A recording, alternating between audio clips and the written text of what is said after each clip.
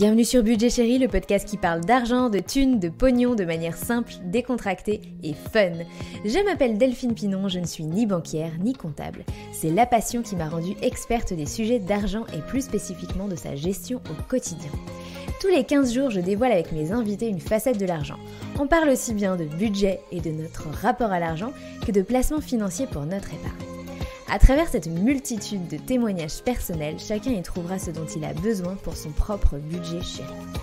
Retrouvez-moi également chaque semaine dans ma newsletter, j'y partage des conseils sur l'argent, mes réflexions personnelles et une sélection des meilleurs contenus que je trouve sur internet. En vous inscrivant, vous recevrez en bonus un extrait de ma méthode budgétaire.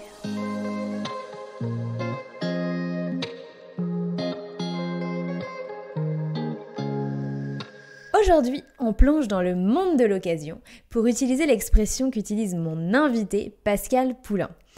Un monde qui est fait de plusieurs continents qu'on n'aura malheureusement pas le temps d'explorer intégralement. Pascal a fait le choix d'une consommation presque à 100% d'occasion il y a déjà plusieurs années. Il achète en occasion ses livres, CD, DVD, tous les appareils high-tech de sa maison, ses meubles, la déco, les vêtements et accessoires pour sa fille mais aussi pour lui et sa femme, les jeux, les jouets d'enfants, ses accessoires de camping, de sport, de bricolage, bref, il a adopté l'occasion pour quasiment tous les pans de sa vie.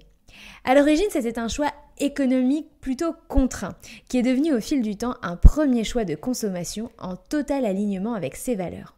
Pascal est devenu tellement expert du sujet qu'il a rédigé un livre intitulé « Je saute sur l'occasion » pour lequel il a voulu voir jusqu'où on pouvait aller quand on voulait acheter d'occasion.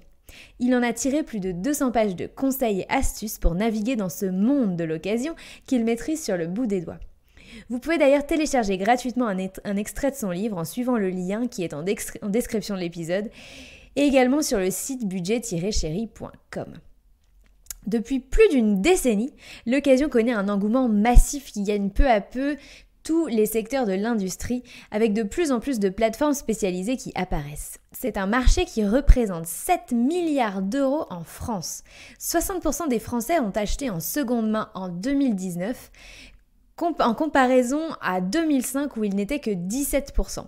Et 30% des Français auraient acheté des vêtements d'occasion en 2019, à tel point que le marché de l'occasion du vêtement est en passe d'égaler le marché de la fast fashion. À travers l'histoire personnelle et l'expérience de Pascal, j'ai cherché à comprendre quelles sont les motivations et les freins à acheter d'occasion. Est-ce toujours économiquement avantageux d'acheter d'occasion ? Comment l'occasion est-elle devenue tendance ? La peur de passer pour pauvre ou radin est-elle justifiée ? La peur de négocier ne cache-t-elle pas une peur de parler d'argent ? Et pourquoi l'occasion réveille autant nos peurs de consommateurs ? Mais j'ai aussi cherché à interroger, a-t-on nécessairement une consommation plus responsable parce qu'on consomme d'occasion ? Et y a-t-il encore de la place pour le gratuit et le don quand tout se vend et s'achète d'occasion de nos jours ? Cet épisode interroge une fois de plus nos comportements de consommateurs et notre relation à l'argent, que nous soyons déjà adeptes ou non de l'occasion d'ailleurs. Je le dis trop peu souvent, mais n'hésitez pas à vous munir d'un papier et d'un stylo pour noter les quelques idées qui vous viennent en écoutant les épisodes. Vive l'écoute active. Sur ce, je vous laisse en notre compagnie et vous souhaite une très bonne écoute. Salut Pascal. Salut Delphine. Bon, on va parler d'occasion aujourd'hui. C'est toi qui m'as soufflé l'idée du sujet, en fait, quand on s'est rencontrés au mois de mars à la conférence de Christian Junod. Tout à fait. Tu es venu finalement m'interpeller et en me parlant de... J'ai presque envie de dire de la passion de ta vie. Alors, est-ce que c'est un petit peu trop quand je dis la passion de ta vie ? Alors, c'est peut-être un petit peu trop. En fait, j'ai un profil très polyvalent. J'ai beaucoup de passion. Mais je dirais que là, l'occasion, je me suis aperçu que c'était effectivement quelque chose qui dans ma vie s'est développé, me suit depuis que je suis jeune, et s'est développé et s'est amplifié au fil des années. Donc c'est quelque chose qui me définit en partie en tout cas et que je revendique. Alors, dans cet épisode, on va parler de toi, on va parler de ta vie, on va parler de ton parcours, on va parler de comment tu en es arrivé à faire ce choix de vie du quasiment toute occasion. et on en reparlera. Et puis, évidemment, on va parler de l'occasion de manière générale, de pourquoi est-ce qu'on achète en occasion, pourquoi est-ce qu'on n'achète pas en occasion, quels sont les moteurs et les freins, en fait, à se tourner vers la seconde main. Qu'est-ce que ça dit de nous? Quelles sont les tendances actuelles en matière de seconde main? Et puis voilà, on va parler un petit peu de tout ça. Ça va être très conversationnel cet épisode. Et moi, c'est un sujet que j'aime beaucoup et que je suis très contente de traiter avec toi aujourd'hui. Eh ben voilà, moi je me réjouis en tout cas, je me réjouis effectivement de cette émission. Et puis bah oui, je suis très content d'être venu te voir effectivement début mars. J'ai senti l'appel et voilà, c'est très chouette que ça se fasse. Alors, parlons un peu de toi, Pascal. Tu as 41 ans, tu es marié et tu as une petite fille de 4 ans. C'est ça. Donc voilà, qui m'a beaucoup aidé d'ailleurs en termes d'occasion à passer à un stade supérieur.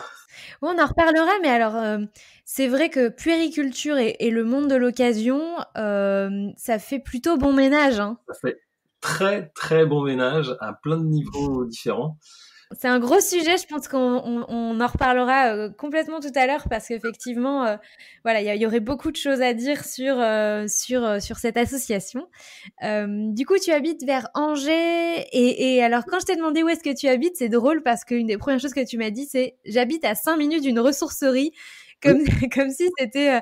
d'habitude, on dit, quand on habite à Paris, j'habite à 5 minutes du métro, à 15 minutes d'une gare, ou je sais pas. Mais non, toi, c'était, j'habite à 5 minutes d'une ressourcerie. Ben, en fait, j'habite dans un lieu qui est un petit peu dingue, parce que ça fait 8 ans que j'habite là, et je me rends compte qu'en fait, il y a plein de choses autour qui m'intéressent et qui sont importantes pour moi. Et j'ai notamment en fait la deuxième plus grosse ressourcerie du département qui s'est ouverte il y a quelques années à côté de chez moi, donc c'était vraiment dingue. Et en me baladant dans le quartier, en fait, j'ai découvert aussi une autre ressourcerie qui est de type associative, donc qui était complètement cachée. Mais voilà, ça montre bien à quel point le monde de l'occasion, il est très divers. Et des fois, il se niche dans des recoins. C'est vraiment des circuits, on va dire, parallèles, je ne vais pas dire obscurs, mais en tout cas, voilà, il y a vraiment plein de choses à découvrir. Et même en étant, voilà, chez moi. Alors, parlons un peu de ton parcours parce qu'il est complètement atypique. Je t'ai d'ailleurs demandé ce quel a été le fil rouge. Tu as eu un petit peu du mal à me dire. Alors, en fait, tu as commencé avec des études en histoire de l'art. Oui, Puis, tu as été amené à être journaliste radio, oui, directeur de centre de loisirs, oui, musicien à l'armée, oui. dans les percussions, réparateur de vélo et plus récemment chargé de mission pour le compostage collectif. Alors, waouh, du coup, je te repose la question là pour que tout le monde soit témoin. C'est quoi le fil rouge de tout ton parcours professionnel? Une grande recherche sans fin. Ouais, c'est une grande recherche, je pense, d'épanouissement et d'adéquation aussi entre mes valeurs et entre ce que je fais. Donc c'est vrai que voilà, avec ce que tu as cité, bon, le fil est pas forcément évident. Donc bah, je dirais que je suis changeant aussi au fur et à mesure. Enfin, j'ai évolué au cours de ces bah, voilà, de mes 20 ans là, on va dire de vie professionnelle. Et en tout cas, ouais, j'ai toujours cherché à effectivement faire en sorte que mes valeurs soient le plus au service de ce que je fais, notamment de mon activité professionnelle. Et donc c'est le cas aussi avec donc ce projet que j'ai développé là autour donc d'un guide pratique sur les achats d'occasion, puisque c'est vrai que ça résonne beaucoup en fait en moi avec des valeurs très fortes. Voilà, autour de la solidarité, autour du respect, autour d'une forme de consommation qui soit plus responsable, plus consciente et qui soit plus juste. Donc effectivement, tu as, à un moment donné, donc commencé et tu disais depuis longtemps à acheter en occasion. C'est quelque chose qui s'est développé jusqu'à finalement quasiment, enfin en faire une pratique exclusive de ta consommation et on en reparlera. Et du coup, justement, parce que tu l'as tellement intégré à toute ta vie, à toutes tes dépenses que tu t'es dit bah, mon entourage me demande des conseils, je suis devenue une ressource pour les gens qui sont autour de moi sur ce sujet-là et est-ce que je pourrais pas en faire un guide Et notamment, c'est ce guide que tu as mis entre mes mains en mars dernier, que tu as intelligemment intitulé « Je saute sur l'occasion ». Et en fait, qui très exhaustif, parce qu'il y a plus de 200 pages, donc un guide pour tous ceux qui veulent effectivement aller plus loin. Alors ceux qui sont plutôt déjà des consommateurs de produits d'occasion et qui ont envie d'aller plus loin dans leur démarche, d'adopter en fait l'occasion dans tous les secteurs de possibles et imaginables de dépenses. Ouais, en fait, la question que je me suis posée, c'est jusqu'où on peut aller en fait dans l'occasion. C'est voilà, jusqu'où c'est raisonnable, jusqu'où c'est une bonne idée. Donc là, j'ai essayé en fait de répondre à cette question. Ouais, vraiment avec cette recherche d'équilibre, ça veut dire que c'est pas effectivement en fait je promeus l'achat d'occasion pour au moins 8 très bonnes raisons. Mais je suis pas non plus à dire voilà, il faut que tout le monde achète d'occasion tout le temps pour tout. Le point de départ, c'était dans un livre donc sur l'éducation. L'auteur disait que c'était pas une bonne idée en fait d'acheter d'occasion parce que les vêtements en fait, enfin les objets en général pouvaient être porteurs d'une énergie négative, donc qu'on récupérait en fait en achetant le. C'est un bouquin que tu as eu entre les mains quand ta fille est née. Ouais, c'est ça, ouais. Donc en fait, ouais, j'essaie de me former au grand métier de papa, et notamment en fait avec ce livre qui est par ailleurs intéressant. Mais c'est vrai que d'entendre comme ça une charge qui était aussi affirmative en fait contre l'occasion. C'est vrai que, enfin voilà, pour moi qui pratique beaucoup l'occasion, je me suis dit c'est pas possible en fait. Enfin, c'est pas possible qu'on puisse penser comme ça. Et donc c'est comme ça aussi que je me suis mis en chemin, ouais, pour donc répondre à cette question, jusqu'où on peut aller en fait dans l'achat d'occasion. Quelles étaient tes motivations à toi ? Pourquoi toi est-ce que tu as commencé à acheter d'occasion, et surtout quelles ont été tes motivations à généraliser la pratique ? Je pense que le point de départ c'est vraiment le rapport à l'argent. Enfin, c'est un petit budget.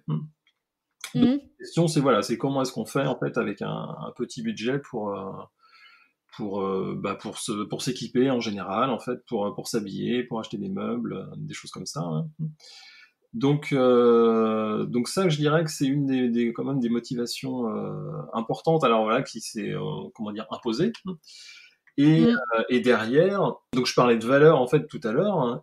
Donc c'est vrai qu'en fait moi je me retrouve pas du tout dans le modèle, un modèle de grande distribution, un modèle de grand magasin. Voilà, production de masse, je me retrouve pas du tout là-dedans. Donc le monde de l'occasion, c'est un monde qui est où il y a beaucoup plus d'interaction humaine. Le fait de rencontrer des particuliers, voilà, on achète des objets qui ont des histoires, et on va pas dans un magasin où il y a un vendeur qui nous vend un article. Toi, par rapport à ce que tu as lu dans ce livre d'éducation pour les papas, justement, la personne disait qu'il fallait pas que l'occasion n'était pas bonne parce qu'on récupérait un objet avec une âme. En fait, on dit souvent que les objets ont une âme, et toi, au contraire, c'est une des motivations que tu as à acheter d'occasion, c'est l'idée que cet objet a vécu. Comment dire ? Alors ça fait partie en général des motivations, c'est-à-dire alors il y a un côté orgueil du coup à acheter ce genre de choses, parce que voilà, tu te dis, enfin j'achète quelque chose qui est unique, quoi. Donc voilà, quelque chose qui a vécu. Je sais que je suis le seul en fait à avoir ça. Hein.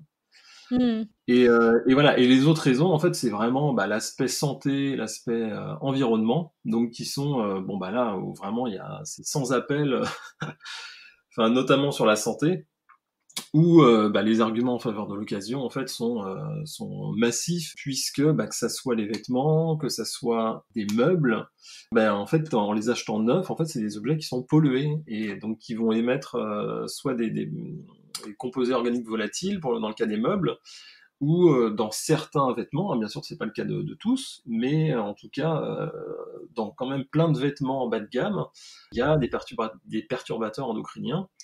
Pour moi, qui est quand même une démarche de respect, on va dire, du vivant, une démarche voilà, qui est liée à l'écologie. Pour moi, c'est des arguments qui résonnent très très fort pour aller massivement vers l'occasion.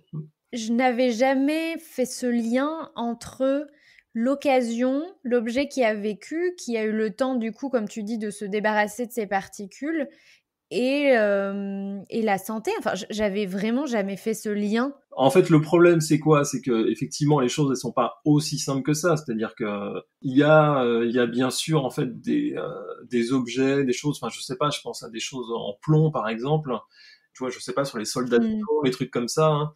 Enfin, c'est possible que ça soit pas, enfin que ça soit pas bon en fait pour la santé. Hein. Mais on va dire si on reste dans des produits, c'est-à-dire les produits qu'on va trouver le plus facilement. Que ça soit en vide-grenier ou que ça soit sur le bon coin.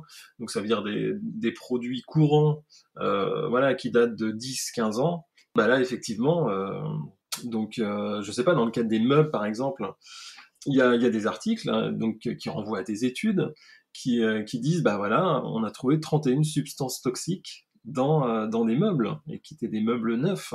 Et ces substances-là sont des substances comment on dit, on dirait, qui se désagrègent, ou en tout cas qui disparaissent avec le temps. Ouais, alors dans le cadre des meubles, en fait, les substances chimiques, elles sont volatiles. Donc ça veut dire Mm. qu'elles sont présentes, mais elles vont se diffuser en fait au fur et à mesure. Sur le site par exemple de Castorama, ça s'appelle 18h37, et donc ils te donnent un conseil en fait quand tu achètes un meuble, ils te disent ne surtout pas en fait l'installer directement. Il faut le laisser dans un garage, il faut le laisser dans un grenier. On ouvre et on attend une journée ou deux en fait qu'il s'aère. Mais on fait tous ça d'ailleurs, hein. Bah bien sûr, hein. Bah bien sûr. Hein. Ouais. Donc l'occasion, bah, c'est une des manières de répondre, c'est-à-dire de se défendre, et puis de dire bah voilà, non, moi je cautionne pas ça quoi. Est-ce que tes parents achetaient d'occasion? Est-ce que c'est quelque chose de familial qu'on t'a transmis, ou pas? Alors oui et non. Mon père, il faisait partie d'une association, et cette association, elle avait ses locaux juste à côté de la communauté Emmaüs. Et c'est vrai que j'ai vraiment ces souvenirs en fait du samedi après-midi, 14 heures. C'était la seule ouverture de la semaine. Donc là, les gens, ils arrivent trois quarts d'heure ou une demi-heure en avance, et quand les portes s'ouvrent, c'est tout le monde qui court à l'intérieur.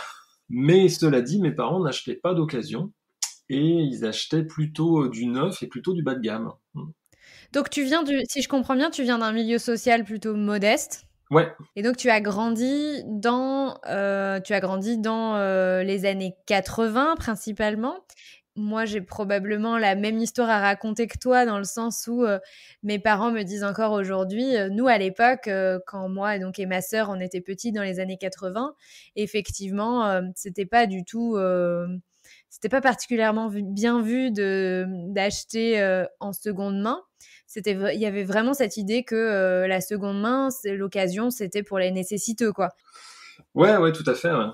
Donc celui qui achète d'occasion, c'est celui qui est d'une condition inférieure à la mienne. Et de fait, si moi j'achète de l'occasion, ça veut dire, mine de rien, que je me situe dans une infériorité sociale. Et c'est difficile à assumer, d'autant que depuis les 30 Glorieuses, donc avant déjà les années 80, on a maintenant les moyens d'acheter du neuf. Alors effectivement, dans ma famille comme dans la tienne, alors moi, c'était pas que du bas de gamme, il y avait un peu de tout. Ils étaient capables, tu vois, quand c'était encore, mes parents étaient encore de cette génération où on voulait acheter des meubles pour la vie. Ils se sont débarrassés de certains depuis, mais pas de tous. Mais effectivement, donc pour certaines choses, on achète pour la vie, et puis pour d'autres, effectivement, bah, c'est un petit peu plus, c'est un peu plus bas de gamme, mais on veut pas être celui qui achète le second choix des autres, quoi. Bah oui, oui, et ça, effectivement, dans ce modèle-là, dans cette idée qu'il y a différents mondes dans le monde de l'occasion, l'Antiquité, c'est de l'occasion, donc d'ailleurs, ça ne s'appelle pas occasion. Mm. Et occasion, en fait, ça veut pas dire que c'est pas cher. Hein. Occasion, ça veut dire que voilà, il y a quelqu'un qui l'a eu avant, et donc nous, on le rachète derrière. Mais effectivement, en fait, là-dedans, il y a toutes sortes d'objets, et il y a toutes sortes de prix. Enfin, J'aime bien l'idée qu'il y a plusieurs mondes et que tous ces mondes-là ont un vocabulaire différent. dans l'occasion, il y a tout un côté psychologique. Il y a des objets, on dira jamais que c'est de l'occasion, en fait. Une maison, on achète une maison où il y a eu des propriétaires avant, on dira jamais que c'est de l'occasion. C'est comme si, en fait, il y avait un espèce de seuil financier quand on passe ce seuil, on dit bah voilà, c'est plus de l'occasion en fait quoi. Et avec ce côté, c'est pas péjoratif en fait quoi. Il n'y a pas de Ouais, c'est problème, ça. il y a pas de problème en fait à acheter une maison d'occasion. Et une voiture non plus d'ailleurs. C'est ça, ouais. Enfin, on n'a pas du tout cette barrière qu'on peut avoir avec l'achat d'une voiture d'occasion, qu'on peut avoir avec le fait d'aller acheter un vêtement d'occasion ou un meuble d'occasion. C'est ça, ouais. Donc c'est comme si voilà l'occasion en fait il y a un seuil qui est un peu mouvant, hein, il n'est pas évident à définir, mais c'est tout ce qui est en dessous en fait où là c'est défini comme de l'occasion et donc c'est plus ou moins valorisé, valorisable et bien vu en fait selon les points de vue que l'on choisit. Parlons de la puériculture, puisque on a évoqué un peu le sujet dès le début, mais typiquement, on est dans un marché qui est finalement problématique vis-à-vis de l'occasion. C'est qu'à la fois, il se prête très très très bien à l'idée d'acheter en occasion, parce que les durées de vie des articles sont très courtes, donc on remet sur le marché de l'occasion des choses qui sont quasi en état neuf, qui n'ont pas beaucoup servi. Et pour autant, c'est probablement quelque chose qui divise aussi beaucoup parce que, eh bien, on achète pour son enfant et puis on veut le meilleur pour son enfant. Et donc là, il y a tous les freins psychologiques à l'achat d'occasion qui se mettent en marche. Pour celui qui veut pas acheter ce que quelqu'un a porté, qui bah là supporte pas l'idée éventuellement qu'on puisse lui dire qu'il achète du bas de gamme ou qu'il est radin pour son enfant. Et puis les histoires de sécurité aussi. Voilà, il faut que mon enfant il ait la poussette la plus sécurisée, etc., etc. Donc il y a vraiment ces deux côtés. On a dit tout à l'heure, c'est pas parce que c'est d'occasion que c'est pas cher, et c'est pas parce que c'est d'occasion que c'est usé, que c'est troué, que c'est vieilli ou vieillot. Voilà, dans l'occasion, il y a de tout. Et en fait, on est à un moment. Bon, les gens ont bien rendu compte, hein, vu le succès en fait des différentes plateformes, où il y a une offre qui est telle en occasion hein, qu'on trouve absolument tout et que si on veut bien attendre un petit peu ou passer un peu de temps en fait pour chercher, eh ben on trouve des produits des articles qui sont en très très bon état. Hein. Donc c'est vrai que jeux et jouets, bah il y a vraiment ce côté, enfin jeux, jouets, puriculture, l'aspect sécurité là c'est important, enfin c'est même essentiel quoi. Il y a tout ce côté en fait dans les jeux c'est pareil en fait les perturbateurs endocriniens, donc bah là il y en a à foison. Comme les meubles, le fait que qu'un jouet ait quelques années, bah déjà ça le rend moins nocif que s'il était neuf. Et dans le cadre de la puériculture, bon, donc là moi je liste plusieurs sous-domaines. Donc le plus évident en fait c'est les poussettes où là il y a une offre qui est absolument colossale et l'avantage en fait c'est que bah voilà une poussette il y a quelques éléments de sécurité mais bon c'est pas compliqué en fait d'acheter une poussette, il y a pas besoin d'être un expert. Et donc je parle aussi des sièges auto. En tant que parent en fait c'est un sujet qui me sensibilise. Et donc pareil, en fait, alors donc là je prends vraiment en considération aussi les arguments qui sont avancés, qui sont réels. Hein. Donc notamment que un siège auto qui a été accidenté, en fait, ça ne sera pas forcément visible avec on va dire une expertise visuelle. Donc ça veut dire qu'un siège auto, en fait, normalement, il doit être envoyé chez le fabricant, et c'est le fabricant en fait qui l'expertise et qui dit si oui ou non il a perdu ses capacités, enfin, le principal de ses capacités d'absorption. Donc c'est un sujet délicat. Mais donc là c'est pareil en fait, c'est là où il faut réussir à discerner. Donc soit acheter donc des choses qui sont en très bon état, soit acheter vraiment en fait dans un réseau de confiance. Donc, bah, ça peut être la famille, ça peut être les amis, où on va pouvoir poser des questions et on est sûr en fait des réponses qui vont nous être données, quoi. C'est-à-dire qu'un ami, il va pas nous arnaquer en fait. On tourne beaucoup autour du sujet des motivations à acheter Ouais. d'occasion et peut-être qu'on reparlera un petit peu plus tard des motivations à vendre d'occasion. On Mhm. les a évoquées vite fait, mais peut-être qu'on peut aller un petit peu plus dans le détail et peut-être que toi, tu as un éclairage et une lumière spécifique à apporter là-dessus.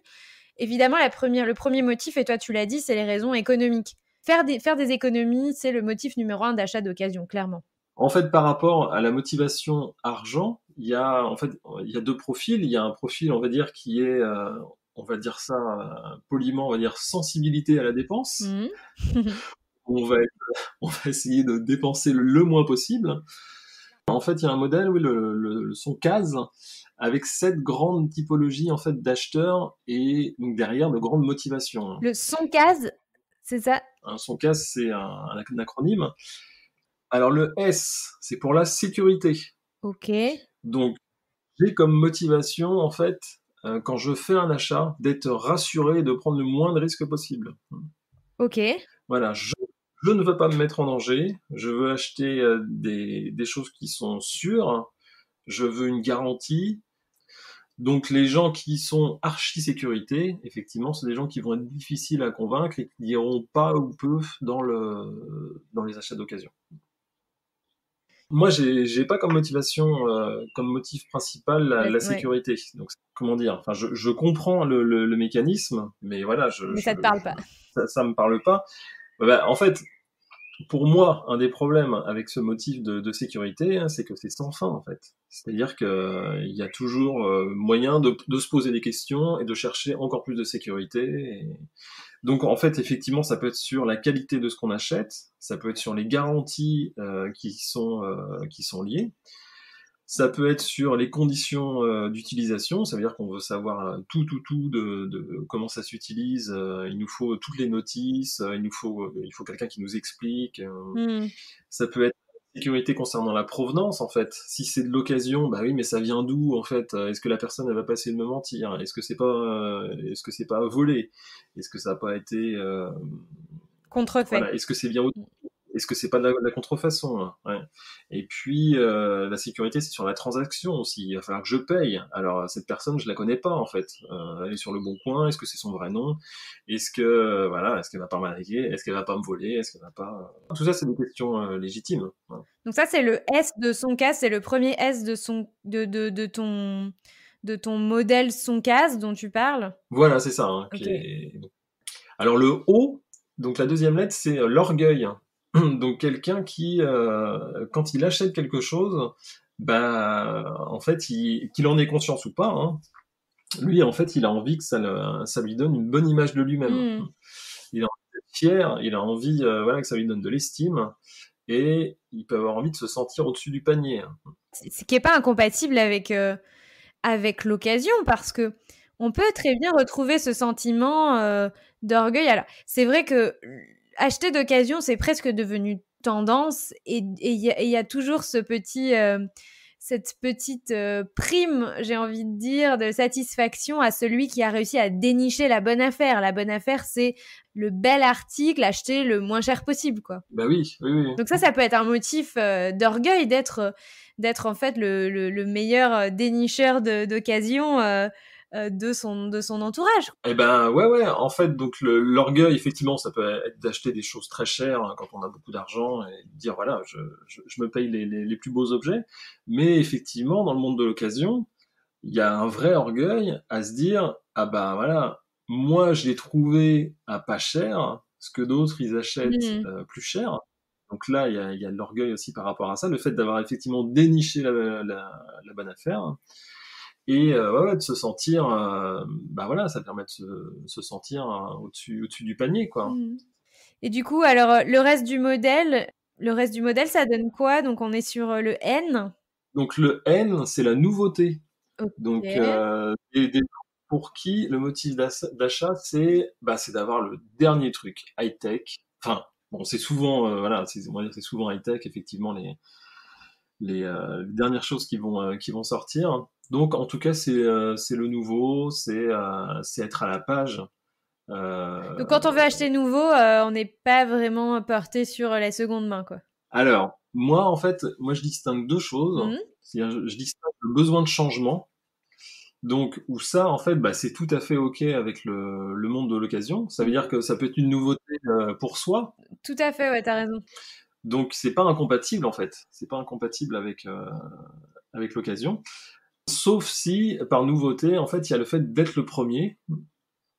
C'est-à-dire, Mm. voilà, être pionnier, être je sais pas, c'est vraiment les gens qui font la queue quand il y a un nouvel iPhone qui sort. Et voilà, ils sont prêts à dormir dehors, en fait, pour, pour avoir le dernier modèle en main, Il y quoi. a être le premier, mais il y a aussi être le premier à utiliser, dans le sens où je veux acheter ma vaisselle, j'achèterai pas ma vaisselle d'occasion parce que je veux acheter des choses qui n'ont qui n'ont servi à personne. Il y a aussi cette idée enfin, en fait, il y a plein de nouveautés possibles. Mais c'est clair que celui qui va être le premier, eh ben, dans ce cas-là, c'est forcément du neuf. Mm. Parce que je dirais que quand on achète neuf, en fait, on achète, c'est comme si on payait euh, une partie du prix pour, il y a une partie ouais, du prix payé qui est pour avoir cette exclusif, enfin, pour être le Mm, premier. tout à fait. Et d'ailleurs, on dit souvent que, sauf exception, la plupart des articles de consommation courante qu'on achète neufs perdent leur valeur à partir du moment où ils ne sont plus achetés en magasin. Tu disais tout à l'heure que sur le marché de l'occasion, on trouve aussi du neuf, notamment quand c'est un bon exemple, quand à Noël ou à notre anniversaire, on reçoit des choses en double, ou alors qui nous plaisent pas Ouais. et qu'on les revend en état, sous cellophane, emballé, etc. Et de Mm. fait, même emballé sous cellophane avec une garantie éventuellement, les choses ont moins 10, moins 20, moins 30% d'office parce qu'ils n'ont pas été achetés en magasin. Bah, prenons le cas de l'iPhone. On n'achète pas dans n'importe quel magasin. En fait, on achète dans un magasin qui est très design, qui est très valorisant. On achète la super boîte avec le super sac. Et tout ça, en fait, bah, effectivement, on le paye, quoi. Mm. Mm. Alors, continuons notre modèle. On a fait le S. S sécurité, O orgueil, N nouveauté, C dans son cas, c'est ça? C'est le confort. Moi, enfin, disons que j'ai le confort comme principal motif d'achat. Je veux que ça soit simple, le plus simple possible en fait d'acheter. Donc ça peut être ça peut être simple au niveau psychologique ou au niveau physique. Donc je vais donner quand même l'exemple du formateur qui m'a appris ce modèle. Donc lui, il était confort plus plus plus, Hmm. et il disait en fait à tel point que donc il habitait à Paris et il avait une supérette en bas de chez lui. Et il disait, en fait, ça fait plusieurs années que je réfléchis à déménager. Et en fait, pour moi, c'est un tel confort de descendre de chez moi et d'aller faire directement mes courses que je n'arrive pas, en fait, à prendre la décision. Il y a le confort dans l'acte d'achat et il y a j'imagine, le confort des produits aussi en soi. Alors, oui, oui, effectivement, c'est vrai il y a le confort de l'acte d'achat, mais ça peut aussi être lié au confort d'utilisation. Donc voilà, acheter quelque chose pour lequel on sait que ça va être simple à utiliser. L'idée d'être confortable dans son acte d'achat, que ce soit simple, etc., me pose des soucis vis-à-vis de l'occasion Ouais. parce que c'est pas nécessairement simple d'acheter en occasion. Il y a d'abord, alors les plateformes d'occasion sont en général des plateformes fourre-tout. C'est vrai qu'on y trouve moins facilement ce qu'on veut. Alors je parle du Bon Coin, mais si on prend un site spécialisé, moi je suis très sensible j'achète beaucoup de fringues sur une appli que beaucoup de gens connaissent, qui s'appelle Vinted. Et il y a Ouais. tellement, tellement, tellement, tellement d'articles. Alors il y a beaucoup de filtres et de possibilités de recherche, mais il y a tellement d'articles que effectivement il faut y passer beaucoup beaucoup de temps, chaque article étant unique, Mm. mais n'importe qui allait dans un dépôt-vente de vêtements par exemple, ou même dans une brocante, c'est vrai qu'il y a cette idée qu'il faut chercher, fouiller pour dénicher l'objet qu'on veut, qui pourrait nous convenir. Donc déjà on y passe du temps. Quand c'est en ligne, voilà, il faut se mettre d'accord avec le vendeur, et ensuite il faut éventuellement, quand c'est pas à distance, se déplacer. Et là, on rentre dans possiblement les galères. Il faut avoir une voiture quand on habite en ville. Enfin, si on veut aller chercher des objets volumineux, il faut une voiture, par exemple. Ou alors, il faut se déplacer à 5, 10, 15, 20, 30 kilomètres.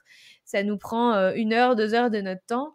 Donc là, c'est vrai que je trouve que l'occasion est pas toujours compatible avec l'idée d'un achat simple, quoi.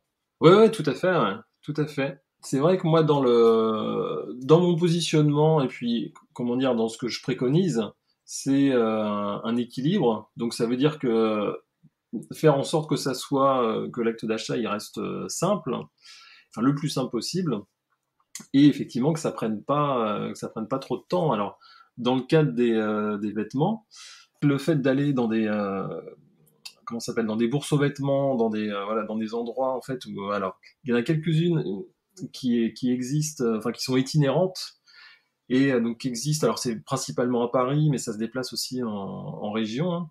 Donc c'est voilà où il y a 200 exposants en fait qui arrivent d'un coup. Hein.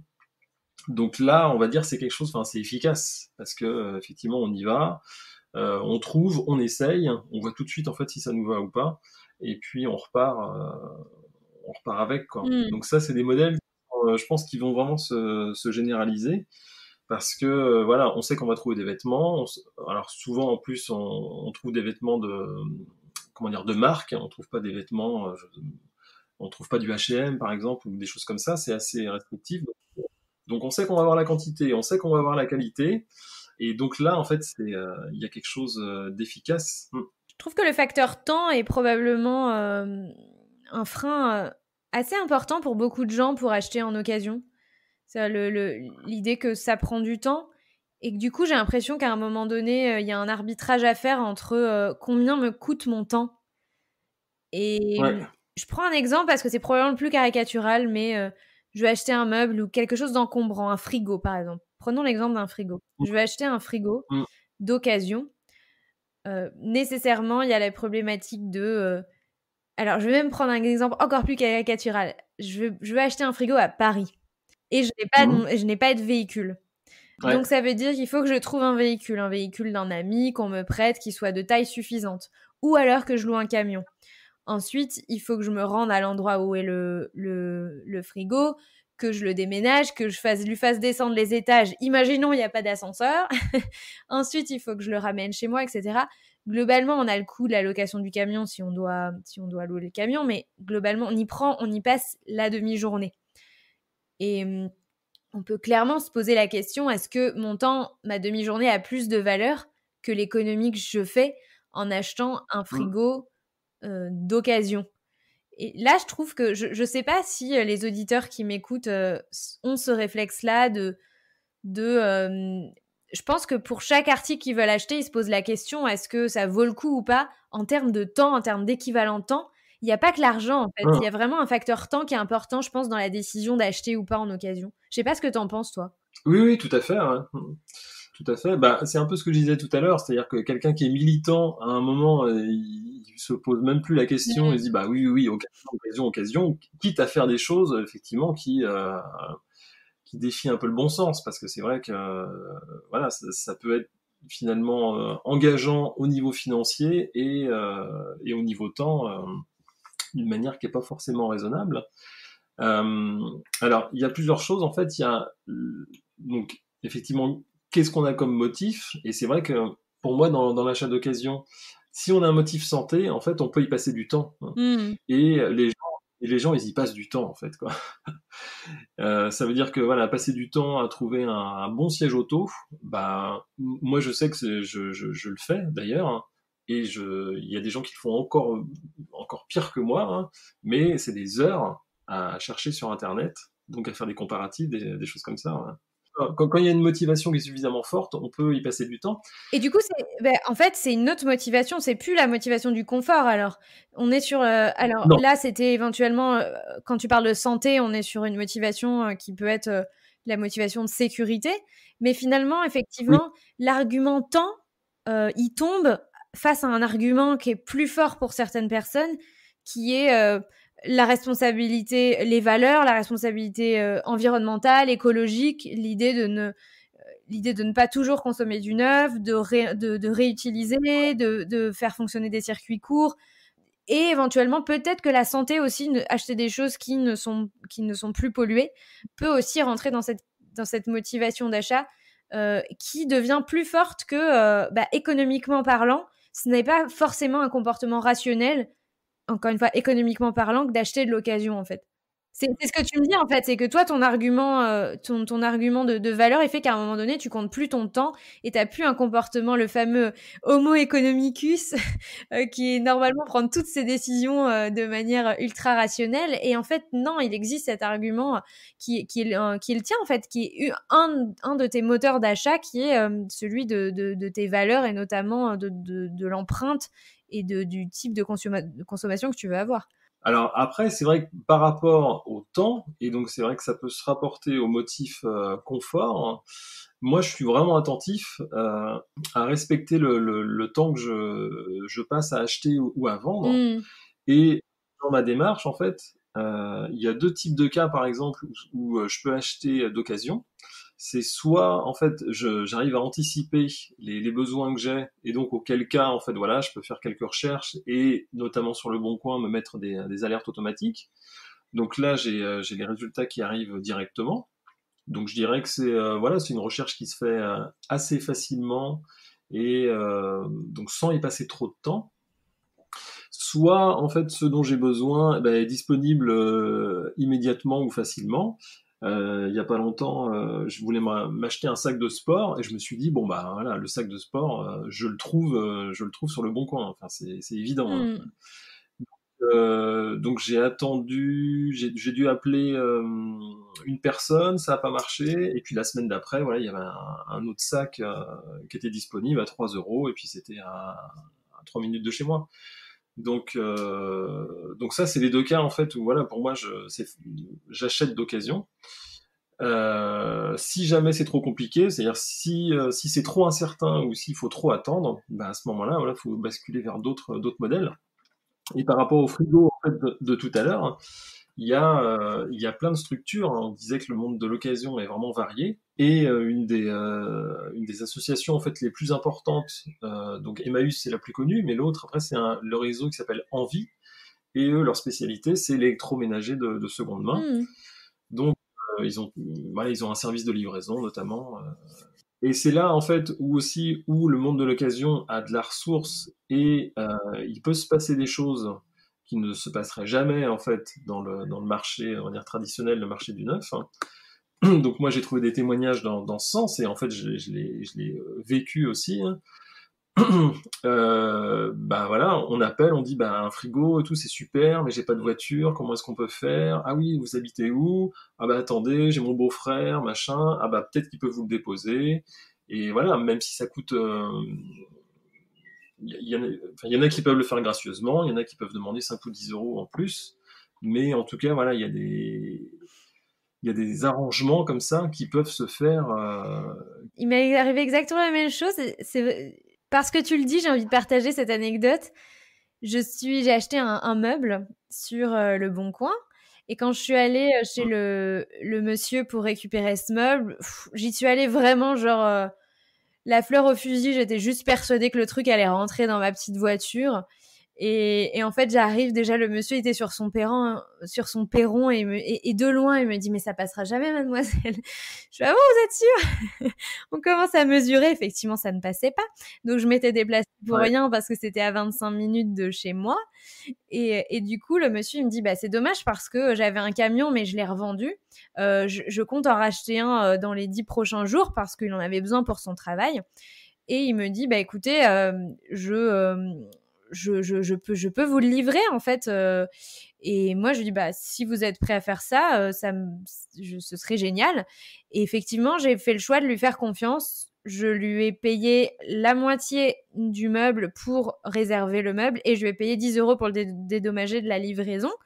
Et puis il y avait juste cette incertitude, est-ce que voilà, est-ce que ce serait de l'argent que j'ai perdu ou pas. J'ai pris le risque parce que c'était une petite somme. Et en fait, ben, il m'a rappelé une semaine après en me disant ça y est, j'ai mon camion.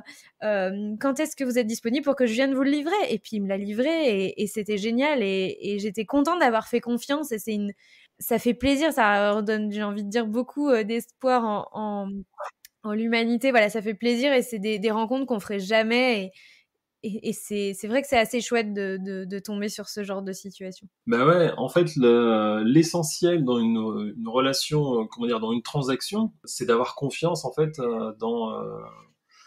dans celui qui nous vend, ou c'est vraiment c'est la confiance en fait. Donc après, voilà, la question c'est est-ce qu'on fait confiance facilement ou pas, ou est-ce que c'est compliqué? Quels sont les critères? Mais en tout cas, ce qui est sûr, donc dans le guide, en fait, évidemment, je parle des arnaques, mais en fait, la très grande majorité des gens, ils sont pas du tout dans un modèle d'arnaque, de je vais profiter en fait de l'autre. C'est ça que j'aime bien dans l'occasion aussi, dans le monde de l'occasion, c'est que c'est vraiment un modèle gagnant-gagnant. Il y a tout un côté d'inattendu en fait, où on sait jamais exactement à quoi ça va ressembler. Des fois, c'est un peu bizarre. Oui, c'est vrai, faut se l'avouer, des fois c'est un petit peu bizarre quand même. Une paire de chaussures neuves sur un parking de boulangerie de campagne en mois de décembre à 20h30.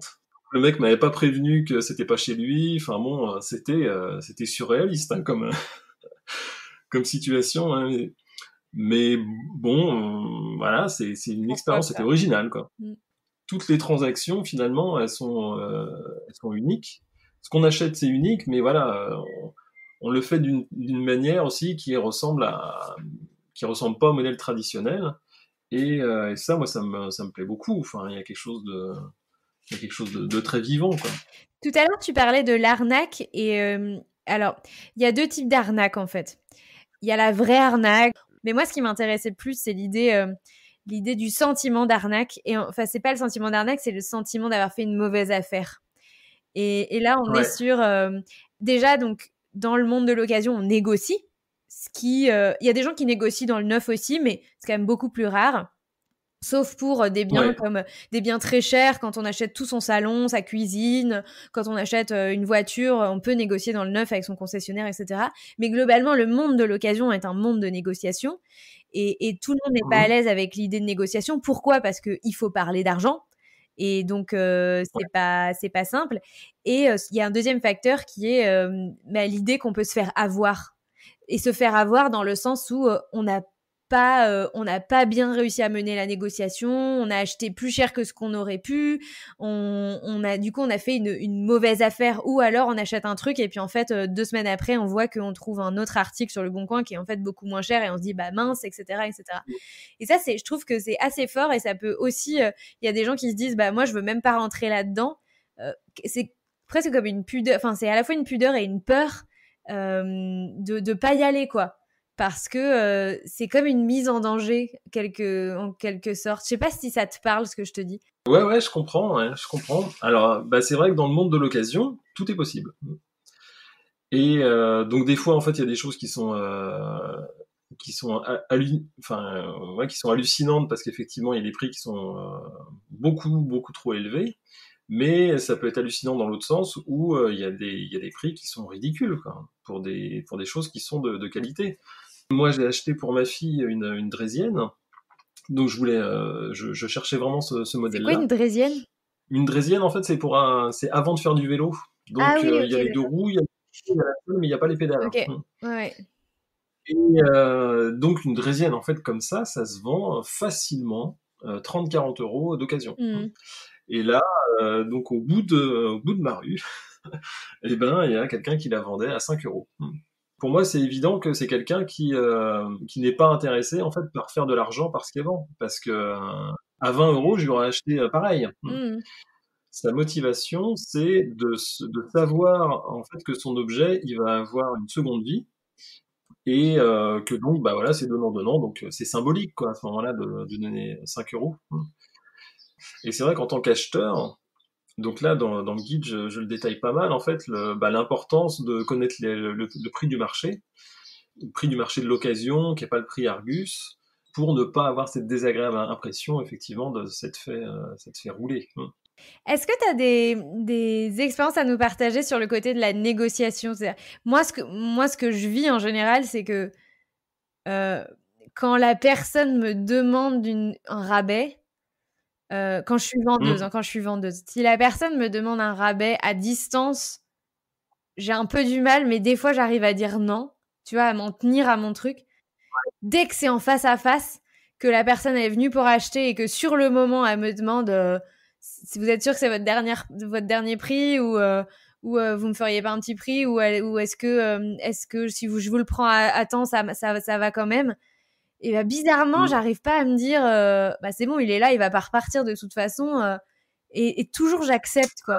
Qu'est-ce que tu recommanderais à des gens peut-être qui sont pas à l'aise avec justement les négociations, et qu'est-ce qu'il faut faire quand on n'est pas à l'aise justement? Est-ce qu'il faut prendre les devants? Enfin, comment on fait, quoi? Bah, je dirais en fait, faut anticiper et se dire que ça a des très grandes chances de se présenter. Ouais. Donc, si on anticipe, ça veut dire que dès le début, quand on a mis son prix de vente, on a anticipé le fait que qu'on avait une marge et que c'était acceptable de le vendre un petit peu moins cher. C'est vrai que moi, dans le monde de l'occasion, j'aime pas du tout les gens qui me mettent marchand de tapis, passez votre chemin. Voilà, prix non négociable. Enfin, comment dire, c'est comme ça et c'est pas autrement. Si vous n'êtes pas content, c'est pareil. Voilà, des positionnements comme ça qui sont très rigides, Ouais. qui sont très catégoriques. Et voilà, moi j'ai envie de rester effectivement dans la souplesse. Donc ça veut dire effectivement anticiper dans le prix de vente qu'on met au départ, en sachant que voilà, on peut baisser un prix de vente, mais on peut jamais le monter. Donc c'est important de bien se positionner au démarrage.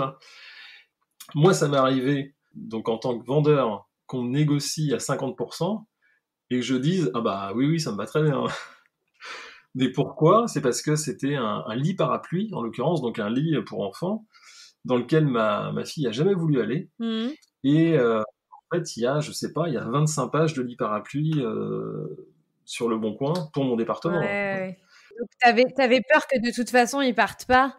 T'étais juste content de t'en débarrasser, quoi. Bah, je pense que ce qui a fait la différence, c'est que j'avais une annonce qui était sympa, en fait, qui était bien tournée, avec les bonnes infos, j'avais pas mal de photos.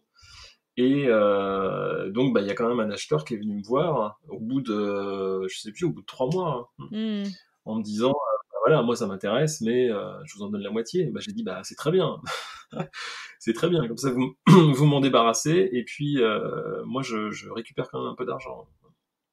Mais évidemment que c'est pas pareil. Si je mets l'annonce, j'ai 4 appels. Et en fait, les gens me disent ouais, on voudrait une ristourne, c'est votre dernier prix. Bah oui, enfin, je mets l'article et les gens se bousculent. Donc, il y a de la demande, deux, le prix est pas un obstacle, quoi. Il y a des manières de négocier sans négocier. Donc, par exemple, pour un achat avec un paiement sécurisé, donc c'était sur le Bon Coin là aussi en l'occurrence. Mais voilà, je demande une livraison offerte.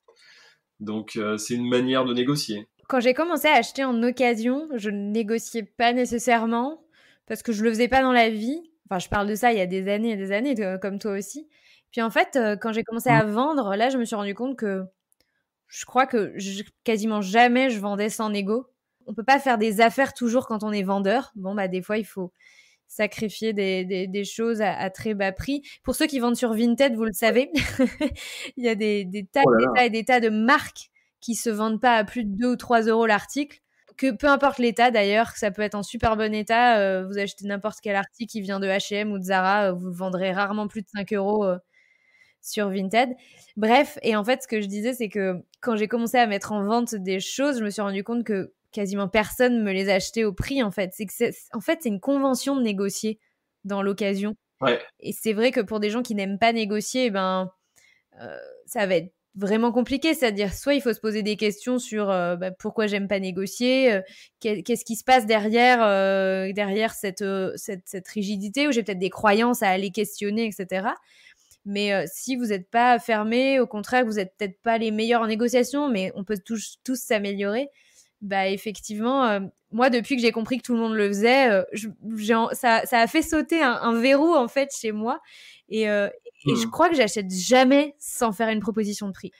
Oui, et c'est vrai que, moi, je prends ça comme un jeu, la négociation. Et en tout cas, c'est vrai que sur Internet, c'est beaucoup plus facile de se faire la main, notamment sur Vinted, parce que, voilà, on envoie notre proposition, on a juste à mettre le chiffre, on met envoyer, et puis après, on voit. Ça, c'est génial. Le digital a complètement révolutionné l'occasion. tu viens de le dire, cette fonctionnalité qui permet de demander une baisse de prix sans avoir besoin d'écrire un message, psychologiquement, c'est très très fort d'avoir compris ça, que effectivement, on n'ose pas forcément demander. Et maintenant, donc, on n'a plus besoin de demander, il suffit d'appuyer sur un bouton. Et t'as même pas besoin de dire bonjour à la personne, ce qui peut paraître un peu désagréable, mais du coup, bah, ça brise un tabou justement de la négociation juste avec une fonctionnalité et des fois, voilà, en fait, tu tentes ta chance, c'est presque un jeu, quoi. Enfin, moi, j'adore ça. Ah ouais, et puis bah, tu vois bien sur Vinted, en fait, tu sais depuis combien de temps l'article il est en vente. Ouais. Voilà, tu sais qu'à partir de 2-3 semaines, là, tu peux commencer à te lâcher, quoi.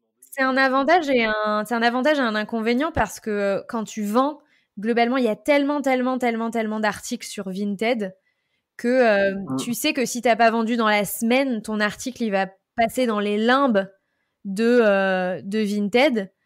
Donc effectivement, quand toi t'es acheteur à l'inverse et que tu vois que l'article il a été mis en vente depuis plus de X semaines voire X mois, tu peux y aller là.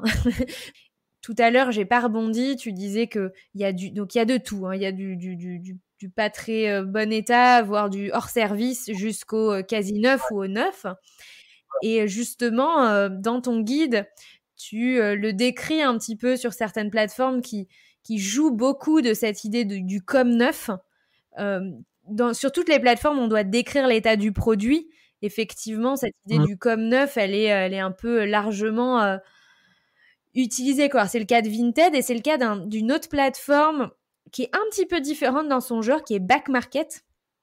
Back Market, c'est la plateforme de la seconde main pour les objets, alors les objets de beaucoup de téléphonie informatique, on va dire, et qui ensuite sont proposés vers le site internet. Et là aussi, on a cette idée du comme neuf que même tu décris un petit peu comme étant un peu astucieusement fallacieuse, quoi. Ah bah clairement Back Market. Donc bon, moi j'ai pas une expérience utilisateur bonne avec Back Market. Je reconnais en fait au niveau marketing, je pense qu'ils sont vraiment au top. Très fort. J'ai relevé en fait dans leur communication, que ce soit sur leur site ou dans les différentes publicités qu'ils ont fait, tous les clins d'œil, très appuyés, qu'ils font pour dire bah voilà, nos produits ils sont neufs en fait. Ils ont un slogan, c'est la différence avec le neuf, c'est le prix.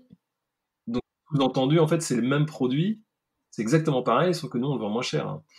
Et donc effectivement, là, on arrive donc dans ce monde de l'occasion avec ce continent qui est le reconditionné.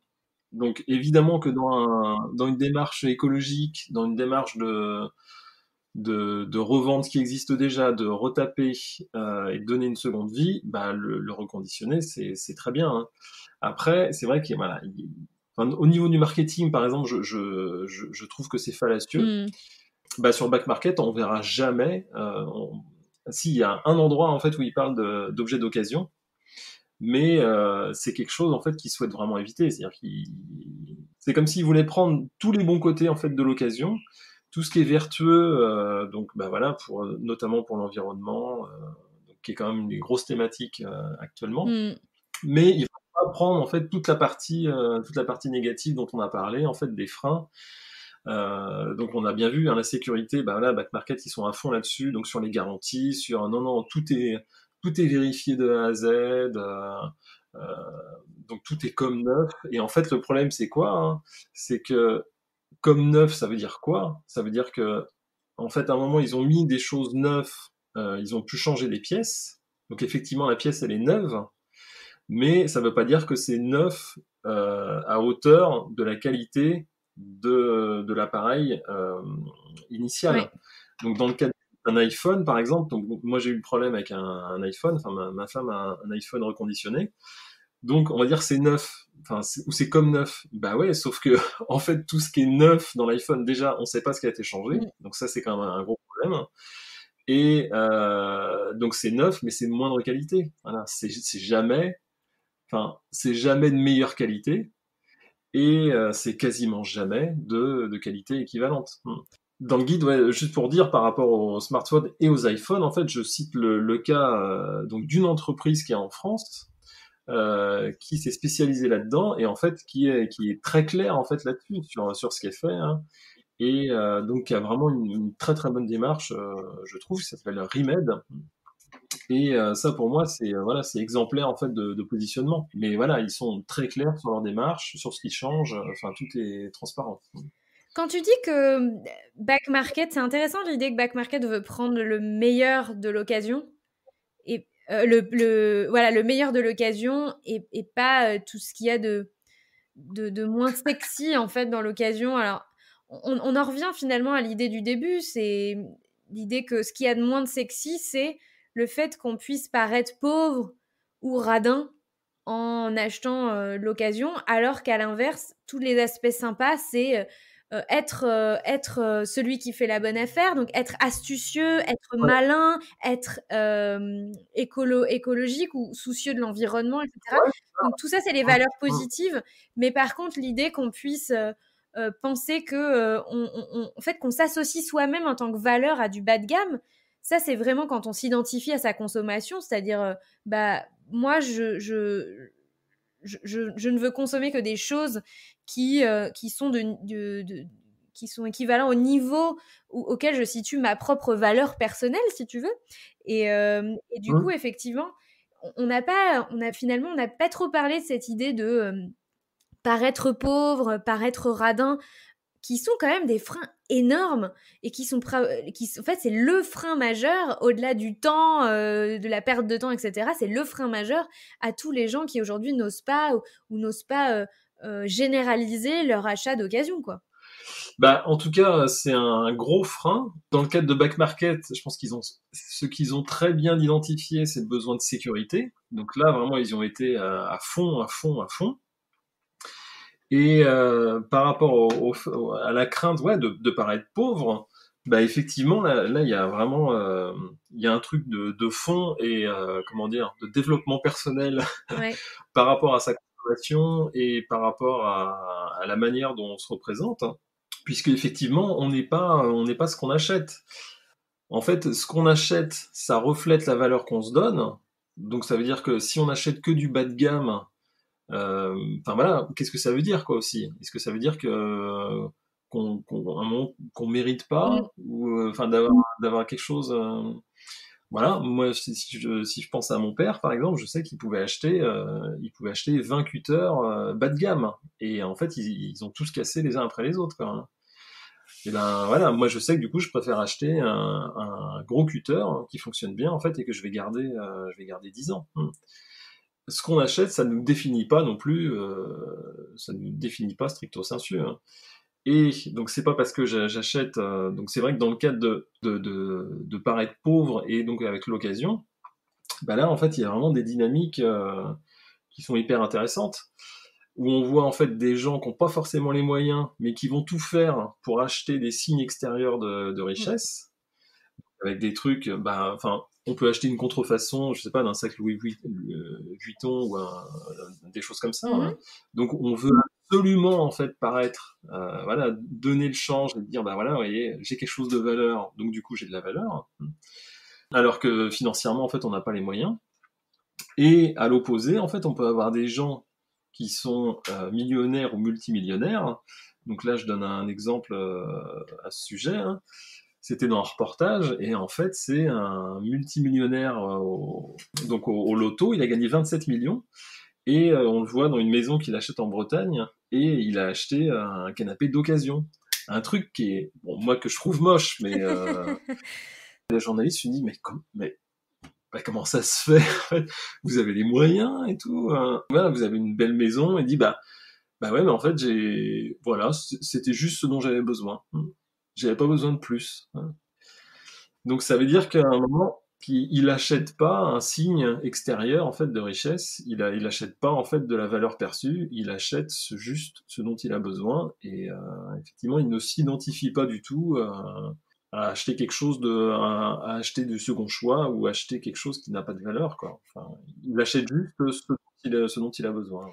Finalement, c'est la réaction de la journaliste qui est presque qui est intéressante, l'idée de se dire bah, comment ça, vous êtes riche et vous achetez de l'occasion, comme si elle-même, en fait, elle est dans cette croyance que au-delà d'un certain niveau de revenus ou de richesse, l'occasion, ça n'est plus pour nous, quoi, parce que, en fait, il y a l'occasion pour les pauvres. On va résumer ça comme ça, en fait. Il y a l'occasion pour les pauvres.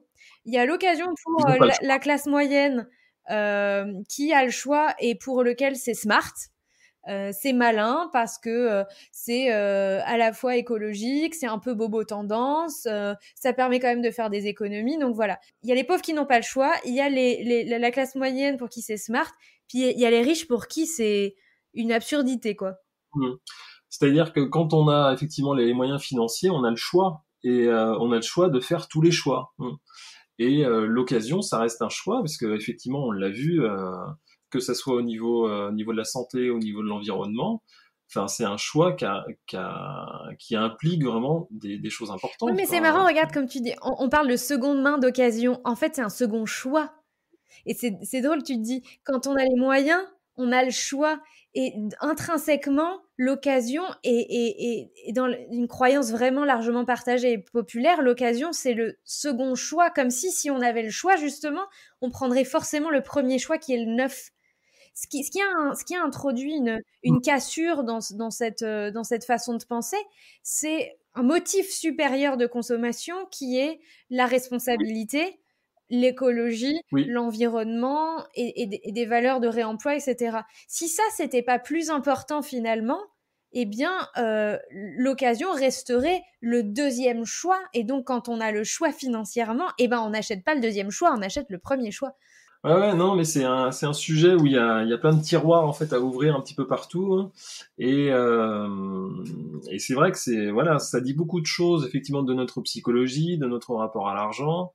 On a parlé un petit peu de la valeur, voilà, la valeur qu'on se donne et la valeur qu'on a envie que les autres perçoivent de nous. Mm.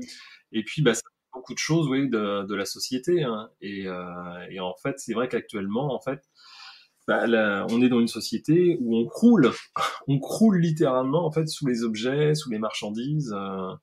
Voilà, on n'a jamais autant consommé, donc il n'y a jamais eu autant de déchets. C'est pour ça que pour moi c'est une solution, mais c'est pas la solution non plus, parce que la solution, ça serait effectivement que tout ça, ça se régule, enfin, qu'il y ait moins de consommation, qu'il y ait moins de production.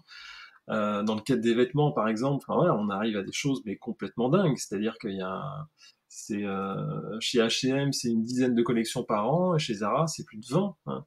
Donc voilà, aussitôt qu'un vêtement apparaît, eh ben, en 2 semaines, en fait, il y a une autre collection qui est arrivée. Donc là, c'est vraiment, et ça, c'est pareil dans plein de domaines. C'est pareil dans le domaine de l'édition aussi, enfin, dans le domaine du livre. Voilà, on n'a jamais produit autant de livres et des livres, voilà, qui vont finir au pilon. J'ai lu en préparant l'épisode que au niveau, au niveau mondial, mais dans les pays développés, le marché de l'occasion sur le vêtement et les accessoires était en passe d'égaliser le marché de la fast fashion. Donc, la fast fashion, c'est effectivement ces marques de vêtements H&M, Zara, etc., qui produisent énormément de collections chaque année à bas coût et donc qui invitent, si tu veux, le consommateur à renouveler très très rapidement sa garde-robe en créant un gâchis monstrueux dans les placards et pour l'environnement. Et donc, c'est Ouais. incroyable qu'au niveau mondial, ces deux marchés soient en train de... Et finalement, enfin, l'occasion soit en train de dépasser la fast fashion. Et je trouve qu'il faut se réjouir de ce mouvement. L'occasion est en train de gagner du terrain. Mais, et tu disais quelque chose et tu le décris dans le livre, et c'est un je trouve à la fin en fait de ton livre, tu décris 3 risques ou 3 dérives possibles de l'occasion que j'aime bien. Je pense qu'on va terminer sur ces 3 pistes de réflexion et tu vas apporter ton, enfin, nous dire ce que tu en penses. La première dérive que tu décris, c'est justement celle que bah, c'est moins cher et donc bah, comme c'est moins cher, on dépense pas forcément moins et on peut finalement se retrouver à consommer plus parce que c'est moins cher. Bah oui, oui, tout à fait. En fait, l'occasion, du coup, ça me permet de me lâcher, en fait. Donc, j'achète plus que ce que j'aurais acheté. Donc voilà, à un moment, l'occasion, c'est pas une garantie de cette dérive-là, en fait, quoi. Et de continuer, c'est-à-dire de rester dans le même modèle, de dire, ah bah oui, bah c'est super, en fait, finalement, je peux acheter encore plus. Ouais, ouais, ouais. C'est pas parce qu'on achète moins cher qu'il faut acheter sans en avoir besoin. C'est toujours cette question, est-ce que j'en ai vraiment besoin? Bon, bah, oui ou non. Tout à Le fait, prix ne doit pas rentrer en compte dans cette idée-là. Et tout à l'autre fait. risque que tu dénonces, finalement, on en a un petit peu parlé, c'est faut pas croire que parce qu'on achète de l'occasion, on va changer le monde. Il y a quand même une industrie, l'industrie du neuf continue à produire et à produire massivement. Et il Mmh. y a des il y a des signes encourageants que je viens de décrire, notamment sur l'industrie de la mode, mais il faut aller encore plus loin. Donc c'est bien, il faut, voilà, il faut pas entre guillemets se contenter de ça. Et puis le troisième risque que je trouve aussi très intéressant, et je me demande si je l'ai bien compris, tu vas me dire si je l'ai bien compris, c'est l'idée que finalement, avant la digitalisation de l'occasion, avant l'essor de l'occasion, il y avait toute une partie du monde de l'occasion qui était un monde gratuit. Et il existe encore ce monde gratuit dans l'occasion, sauf que il subit le réchauffement climatique de l'occasion, entre guillemets, c'est-à-dire que l'île, elle est de plus en plus petite, en fait. Et du coup, est-ce que c'est une bonne interprétation que j'ai faite? C'est-à-dire, bah, est-ce qu'il y a encore une place pour le gratuit d'occasion, le don et le gratuit d'occasion? Est-ce que je l'ai bien compris, cette réflexion? On parle des fois d'économie collaborative, et c'est vrai que moi, c'est un terme me gêne, puisqu'en fait, collaboratif, enfin, souvent, ça veut dire que il y a tout un domaine, tout un pan des activités qui deviennent en fait des choses payantes qui avant en fait n'existaient pas Mm. en fait. Enfin, soit c'est des services qui n'existaient pas, soit ça existait mais sous des formes qui étaient gratuites. Et par exemple sur Le Bon Coin, en fait, il y a de plus en plus d'annonces pour des gens qui louent du matériel. Donc moi je regarde pas mal les annonces de bricolage. Donc souvent en fait, voilà, il y a des gens qui louent leur matériel en fait de bricolage. Donc, bah voilà, on peut discuter effectivement d'un point de vue financier, économique, de l'intérêt, enfin même d'un point de vue de l'utilisateur. C'est pas forcément une mauvaise chose. Mais il y a un moment où c'est le cas avec le covoiturage aussi que moi j'ai observé là, au fil des ans. Moi au début en fait je faisais de l'autostop et voilà j'ai traversé la France en autostop.